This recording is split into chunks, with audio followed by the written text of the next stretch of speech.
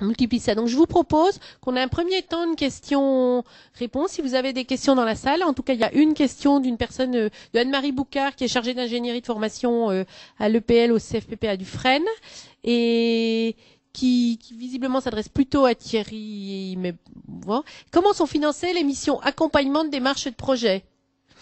Je veux bien répondre sur une partie parce que en fait, tout à l'heure je disais qu'on a la contrainte d'être dans des territoires isolés, mais on a aussi des atouts quand même. Il faut pas les. Donc quand on fait partie d'un pays, il y a les fonds européens qui abondent le pays et avec Leader, eh bien, ça nous permet d'avoir des financements complémentaires et ce qui est pas négligeable parce que on est financé souvent à hauteur de 55% sur des fonds européens. Donc après, il faut à nous à charge de trouver les 45% restants. Mais quand on sollicite nos partenaires locaux, conseils régionaux, le conseil général et voire la communauté de communes, ils nous accompagnent pour aussi développer ces actions de formation. Et tout à l'heure, je disais en aparté à ma voisine, nous, sur notre territoire, on est quand même sollicité aussi pour faire de l'aménagement du territoire. Je vais prendre un exemple tout simplement. Sur la commune de Faye-Billot, la municipalité nous a sollicité pour faire l'aménagement et le fleurissement de la commune avec des stagiaires et des élèves du lycée. Donc là, on a trouvé, donc il fallait trouver aussi des financements. Donc on s'est tourné vers la commune qui participe, mais on se tourne aussi vers le Pays de Langres qui va participer sur un financement à hauteur de 10 000 euros pour l'établissement. Donc c'est aussi une autre forme d'action. Et je pense que ça peut être aussi des actions complémentaires pour le lycée et le CFPPA, et on trouve des fonds européens dans ce cadre-là, quoi. Effectivement, après, il faut abonder, quoi, les fonds. Il faut l'avance de trésorerie, c'est le principe du cofinancement. Mais c'est aussi un aspect important pour nous dans nos zones rurales. Je vais pas dire enclavées, mais parfois si. Et c'est l'avantage, c'est un atout. La contrainte, on peut la transformer en atout. Je ne sais pas si c'est le cas partout dans le Jura, mais je pense que ça va être la même chose, quoi. Alors, effectivement, la question du financement de ces démarches de projet, enfin, elle est importante. Au CFPPA, on est la plupart contractuels, on est au moins 5 à intervenir sur ces démarches d'accompagnement de projet. Donc, il faut bien effectivement que ces missions soient financées. Alors, il y a deux entrées. La première entrée, c'est d'être force de proposition. Donc, ça veut dire que le CFPPA était maître d'ouvrage d'un certain nombre de projets, bien souvent principalement en essayant de bénéficier de fonds européens. Hein. Donc, un gros projet structurant pour nous, ça a été Equal. Qui est un dispositif européen qui n'a pas été reconduit, mais où on a coordonné, on était chef de file, tête de liste, on disait comme ça, du partenariat de développement avec au moins 5-6 autres organismes, qui était une expérimentation sur plusieurs territoires ruraux de la région Franche-Comté et qui consistait à accompagner des porteurs de projets qui voulaient créer des activités dans les services. Et où la particularité, c'était qu'à la fois on accompagnait des personnes et à la fois on essayait d'accompagner les territoires, les élus et les associations pour faire en sorte qu'il y ait bien une dynamique territoriale qui se crée autour du développement des activités de service. Donc là, on était force de proposition, donc ça veut dire que au-delà, donc c'était un gros projet d'1,5 million €, il y avait 709 000 € de fonds social européens et chaque année il fallait rechercher des cofinancements, donc soit du conseil régional, soit du conseil général, soit du pays. Hein. Voilà, il me semble parfois on avait quelques financements d'État expérimentaux sur l'évaluation par la préfecture de région. Mais bon voilà, ça c'est le genre de projet, mais c'est terminé. Autre projet un peu où on est force de proposition, c'est autour d'un dispositif de professionnalisation des acteurs du tourisme, où là, depuis de nombreuses années, chaque année, on bénéficie de fonds sociaux européens, qui est un dispositif où à la fois où on touche des professionnels du tourisme sur la région Franche-Comté et où on territorialise nos actions. Alors à la fois, il y a 3 volets. Il y a un volet où on est dans une logique d'offre de formation. Il y a un volet où on met en place des formations sur mesure, soit pour un territoire, soit pour une filière. Et puis il y a un troisième volet où on accompagne des organisations qui veulent, qui se posent la question de la professionnalisation des acteurs. Et du coup, ça nous donne des moyens pour faire un petit travail d'étude pour, par exemple, là, un pays qui vient de faire cette demande, le pays horloger dans le Haut-Doubs, qui vient d'élaborer sa stratégie de développement touristique et qui se pose la question de comment faire en sorte que les acteurs puissent être accompagnés dans ce projet de changement, hein, puisqu'il y a de nouvelles, il y a des enjeux, il y a de nouvelles compétences à acquérir. Donc, c'est par ces fonds-là qu'on les obtient, qu'on arrive à financer cela. Donc, il y a du fonds européen. Mais à côté de ça, donc il y a du conseil régional. Mais chose intéressante, c'est que le fait d'aller sur le développement fait qu'on sort aussi des principaux interlocuteurs traditionnels de la formation. Et par exemple, on a le service tourisme du conseil régional qui cofinance ce projet. On a le parc naturel régional du Haut-Jura qui le cofinance aussi. Le pays horloger, on lui a demandé une contribution, donc il contribue également financièrement. On a le conseil général du Jura autour et c'est pas son enfin c'est le service politique territorial et affaires européennes qui cofinance ce projet. Donc voilà, ça permet là de diversifier les interlocuteurs. Donc là, c'est la logique être force de proposition.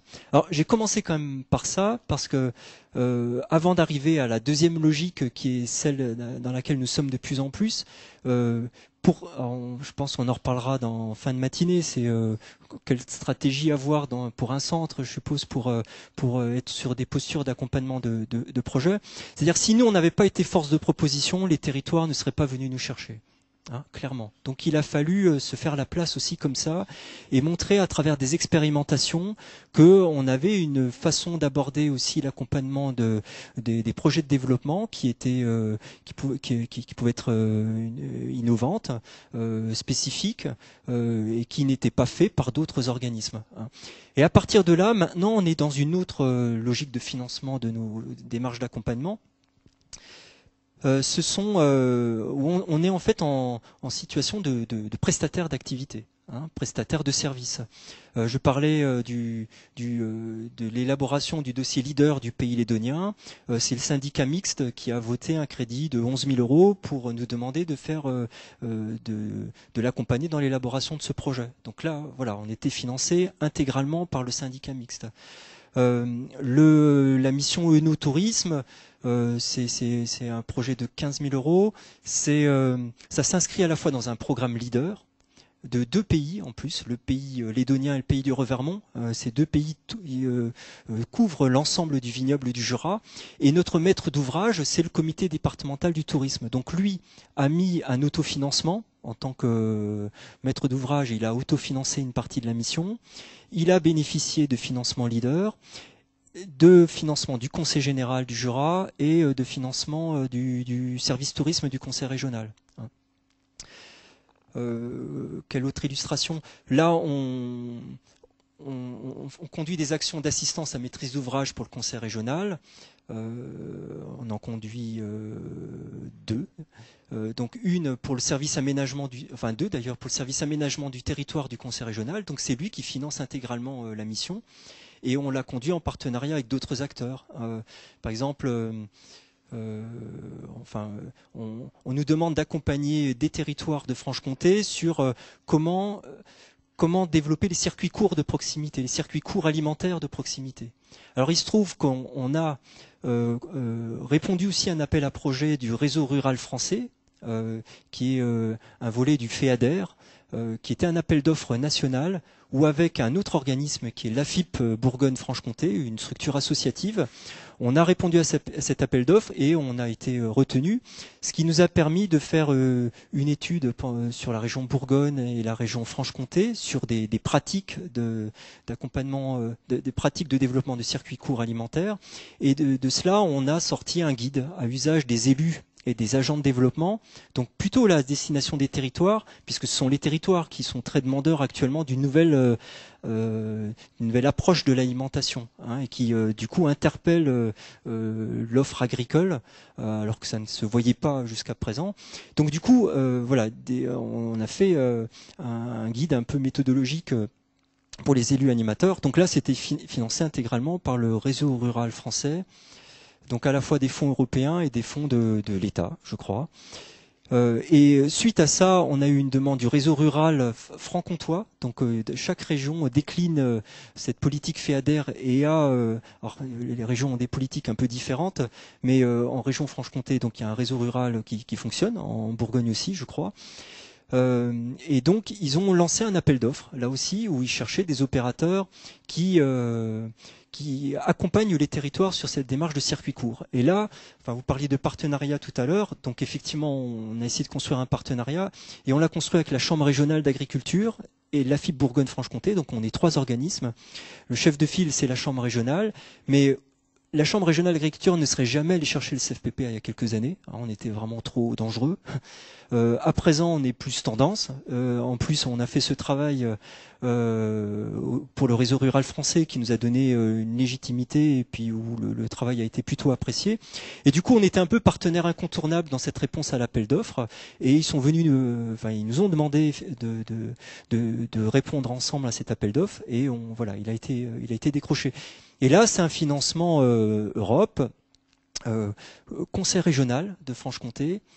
Je ne suis pas certain que la DRAF cofinance, mais c'est possible. Et il y aura une contribution des pays qui seront amenés à être également accompagnés. Et ensuite, juste pour terminer, l'accompagnement des associations, ce qu'on appelle le dispositif local d'appui aux associations, le DLA. Donc là, ce sont aussi des cahiers des charges et des appels d'offres qui sont lancés pour accompagner des associations. Donc on est répertorié comme organisme en capacité de répondre à ce type d'accompagnement. Et donc à chaque fois, on est mis en concurrence avec 2 ou 3 autres organismes. Et on est amené à faire une proposition d'intervention. Et là, le financement, lorsqu'on est accepté, vient de l'Europe, le Fonds social européen. C'est la Caisse de dépôt et consignation qui cofinance également, l'État, le ministère de l'Emploi. Voilà, c'est les 3 cofinanceurs de ce type d'action. Vous avez aussi les pôles d'excellence ruraux qui peuvent être un levier financier. Enfin, nous on a été partenaires dans un pôle d'excellence rurale. Bon, on a eu quelques soucis, mais ceci dit, aujourd'hui il y a des nouveaux appels d'offres pour les pôles d'excellence ruraux qui vont arriver en 2010 sur la première partie mars 2010 et puis juin 2010. Je crois qu'il va falloir qu'on soit assez vigilant et être partenaire dans ce cadre-là. Nous, sur notre territoire, on en a un qui va se mettre en place sur toute la partie santé et services. Et je crois que, on a été sollicité, en tant que représentant de l'établissement, j'étais sollicité pour être membre dans le pôle d'excellence rurale, et je pense qu'on ira. Après, ceci dit, je ne sais pas si ça apportera un plus pour la formation, mais néanmoins, ça nous apportera un plus en termes de compétences, et ça nous permettra aussi de se faire connaître sur notre territoire. Alors, autrement, on est aussi sollicité par le monde associatif, souvent dans les territoires ruraux, pour participer aux assemblées générales, au conseil d'administration, et parfois avec des syndicats partenaires de professionnels, on peut aussi faire abonder quelques deniers. Bon, mais même si c'est à la marge, mais ça peut toujours nous aider.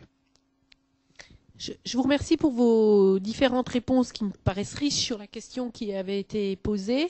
Et là encore, je pense que c'est important de retenir que les financements, il y a une construction en amont. La notion de partenariat a été évoquée à plusieurs reprises. Et puis quand même l'ingénierie financière. Il faut effectivement avoir quelques compétences pour connaître et reconnaître les circuits, savoir monter les dossiers. Donc il y a des compétences d'ingénierie propres pour aller chercher ces financements, mais ça suffit pas. Je pense que si vous avez le meilleur chargé d'ingénierie très très au fait de tous les circuits de financement, s'il n'y a pas derrière l'ancrage, la légitimité du centre, pour autant vous décrocherez pas les financements. C'est ce qu'expliquait Thierry Blanc avec l'exemple sur le financement projet circuit court. C'est aussi comme ça qu'ont été retenus les projets pour le réseau rural français.